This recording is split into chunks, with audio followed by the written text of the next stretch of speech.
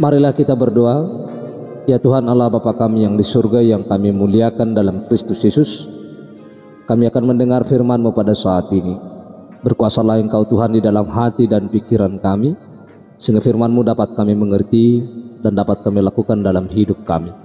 Dalam nama Kristus Yesus kami telah berdoa. Amin. Ibu bapak saudara-saudara yang kami kasihi dalam Kristus Yesus, salam bagi kita semuanya dan selamat hari Minggu bagi kita. Marilah kita mendengarkan firman Tuhan khotbah Minggu tanggal 15 Januari tahun 2023 yang tertulis dalam kitab Yesaya pasal 49 ayat 1 sampai ayat 7. Demikian firman Tuhan. Dengarkanlah aku hai pulau-pulau, perhatikanlah hai bangsa-bangsa yang jauh. Tuhan telah memanggil aku sejak dari kandungan, telah menyebut namaku sejak dari perut ibuku. Ia telah membuat mulutku sebagai pedang yang tajam dan membuat aku berlindung dalam naungan tangannya. Ia telah membuat aku menjadi anak panah yang runcing dan menyembunyikan aku dalam tabung panahnya. Ia berfirman kepadaku, Engkau adalah hambaku Israel, dan olehmu aku akan menyatakan keagunganku. Tetapi aku berkata, aku telah bersusah-susah dengan percuma, dan telah menghabiskan kekuatanku dengan sia-sia dan tak berguna. Namun hakku terjamin pada Tuhan dan upahku pada Allahku. Maka sekarang firman Tuhan yang membentuk aku sejak dari kandungan untuk menjadi hambanya, untuk mengembalikan Yakub kepadanya, dan supaya Israel dikumpulkan kepadanya, maka aku dipermuliakan di mata Tuhan, dan Allahku menjadi kekuatanku, firman-Nya. Terlalu sedikit bagimu hanya untuk menjadi hambaku, untuk menegakkan suku-suku Yakub, dan untuk mengembalikan orang-orang Israel yang masih terpelihara. Tetapi aku akan membuat engkau menjadi terang bagi bangsa-bangsa, supaya keselamatan yang daripadaku sampai ke ujung bumi. Beginilah firman Tuhan penebus Israel, Allahnya yang maha kudus, kepada Dia yang dihinakan orang, kepada Dia yang dijijikkan bangsa-bangsa, kepada hamba penguasa-penguasa, raja-raja akan melihat perbuatanku, lalu bangkit memberi hormat, dan pembesar-pembesar akan sujud menyembah, oleh karena Tuhan yang setia, oleh karena yang maha kudus Allah Israel yang memilih engkau. Demikian jauh pembacaan firman Tuhan. Ibu bapak saudara-saudara, nama minggu kita adalah minggu kedua setelah Epifanias, dan topik khotbah kita pada saat ini adalah terang bagi keselamatan bangsa-bangsa. Khotbah kita pada saat ini adalah yang dituliskan oleh Nabi Yesaya. Yesaya adalah seorang nabi yang dipanggil dan diutus oleh Tuhan menjadi penolong bagi bangsa Israel dalam menghadapi berbagai persoalan yang terjadi. Yesaya berperan dalam tugasnya pada saat kondisi Israel berada pada posisi yang paling rendah.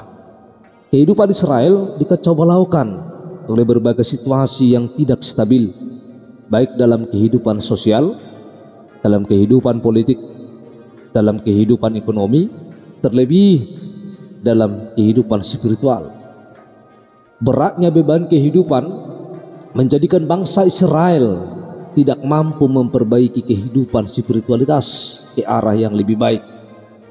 Kini mereka sampai pada titik tidak lagi sepenuhnya percaya pada kemakuasaan Allah yang selama ini menjadi penopang kehidupan mereka. Mereka jauh lebih percaya pada kekuatan bangsa lain yang notabene adalah bangsa yang tidak mengenal Allah Israel. Dalam situasi yang begitu berat, dalam situasi yang kacau balau yang diperhadapkan dengan bangsa Israel, Yesaya membawa pesan Allah kepada bangsa Israel. Hal yang pertama dalam nats khotbah ini, bahwa Yesaya menceritakan kebesaran, keagungan dan kuasa Allah yang sepatutnya diandalkan bangsa Israel.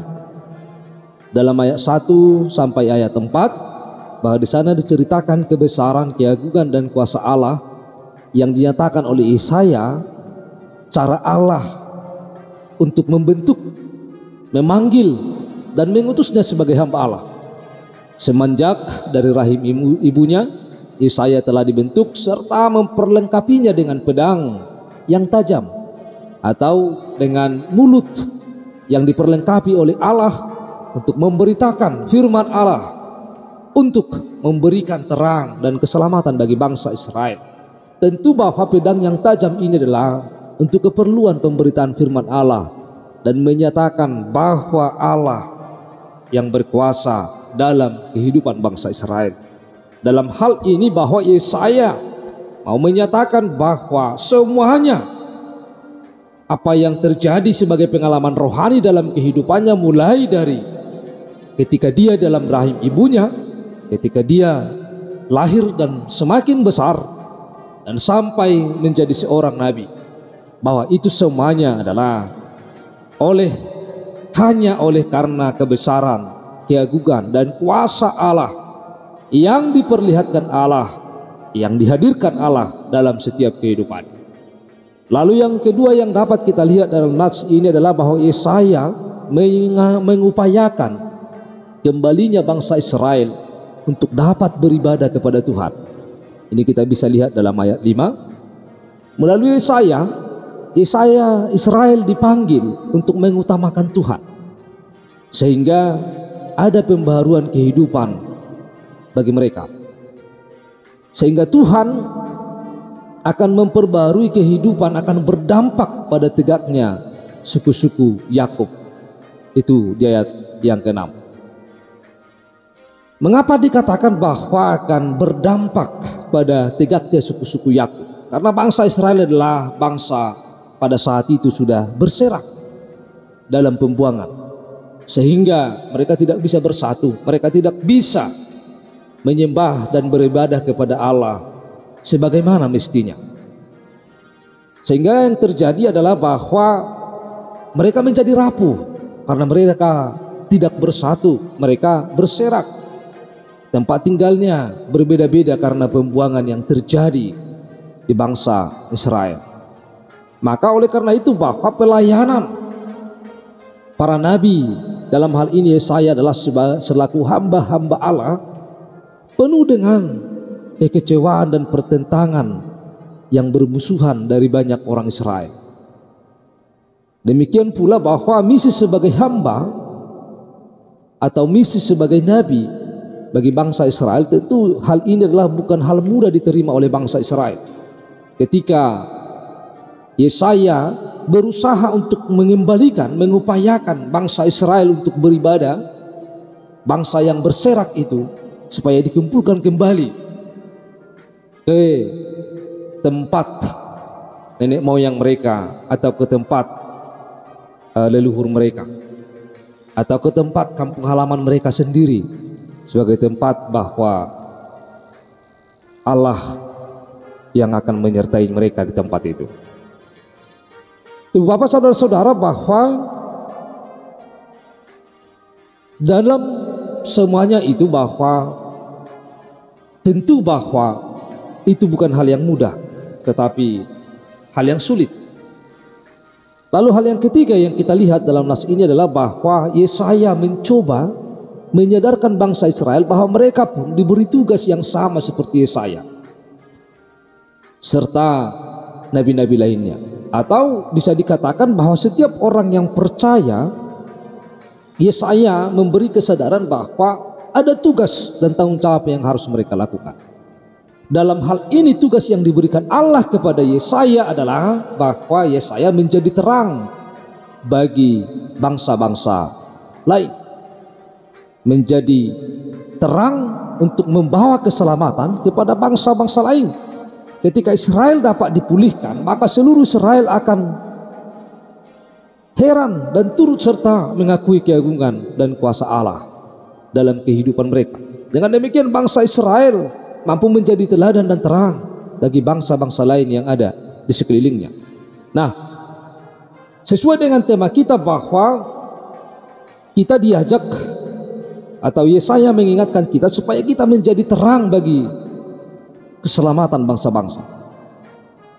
Dan dalam firman ini bahwa Yesaya menyubuatkan, melukiskan dua aspek penting dalam kehidupan ini yang mengarah kepada Yesus. Yang pertama adalah membawa Israel kembali kepada Allah, yaitu orang-orang Yahudi yang bertobat dan zaman sekarang, dan juga kaum sisa Israel yang akan dipulihkan pada akhir zaman. Dan yang kedua adalah bahwa membawa terang dan berita keselamatan Allah kepada semua bangsa. Oleh karena itu bahwa bukan hanya Yesaya, bukan hanya orang Israel, tetapi semua orang yang percaya adalah harus dapat membawa terang di tengah-tengah kegelapan. Seperti apa yang dikatakan oleh Yesus dalam Yohanes 8 ayat 12, "Akulah terang dunia." Yesus, Rabi pengelana dari kota Nazaret, menyatakan bahwa dia adalah terang dunia. Itu adalah pernyataan yang luar biasa dari seorang pria yang hidup pada bab pertama di Galilea, di wilayah kecil di kerajaan Romawi. Kota ini tidak memiliki kebudayaan yang dapat dibanggakan dan juga tidak memiliki filsuf terkenal, pengarang yang diakui, maupun pemahat yang berbakat. Kita pun tidak memiliki catatan sejarah bahwa Yesus pernah menjalani pendidikan formal. Lebih dari itu, Yesus hidup sebelum penemuan media cetak, radio, televisi, dan surat elektronik dan lainnya. Bagaimana dia dapat berharap ide-idenya dapat disebarluaskan di seluruh dunia ini? Semua ucapannya terekam dalam ingatan para pengikutnya. Selanjutnya terang dunia itu menerangi kegelapan. Atau begitulah tampak. Berabad-abad kemudian kita masih menyimak dengan penuh rasa takjub ucapan-ucapan Yesus yang telah dipelihara sedemikian rupa oleh Bapaknya. Firman-Nya menuntun kita keluar dari kegelapan dan mengantarkan kita menuju terang kebenaran Allah. Firman itu menggenapi janjinya, "Barang siapa mengikut aku, ia tidak akan berjalan dalam kegelapan, melainkan ia akan mempunyai terang hidup." Tertulis dalam Yohanes 8 ayat 12. Oleh karena itu, ibu bapak saudara-saudara yang terkasih di dalam Kristus Yesus, melalui firman ini bahwa Nabi Yesaya mengingatkan kita, dan juga Yesus telah menyatakan bahwa dia adalah terang dunia, dan kita adalah harus hidup di dalam terang itu. Dan terang bagi keselamatan itu akan membawa keselamatan bagi semua bangsa. Terang yang ada pada kita akan kita bawa kepada semua orang, dan semua orang akan melihat terang itu, sehingga kita dapat juga menerangi orang-orang yang hidup di dalam kegelapan, sehingga mereka pun menerima terang itu, sehingga terang itu bercahaya di tengah-tengah dunia yang gelap ini. Amin, kita berdoa. Tuhan Allah Bapa kami yang di surga, kami telah mendengar firman-Mu. Biarlah kuasa Roh Kudus-Mu yang terus menerangi hati dan pikiran kami untuk keselamatan kami, sehingga kami juga dapat menjadi terang bagi sekitar kami di seluruh kehidupan kami. Di dalam nama Kristus Yesus, jadikanlah kami sebagai pelaku-pelaku firman. Amin.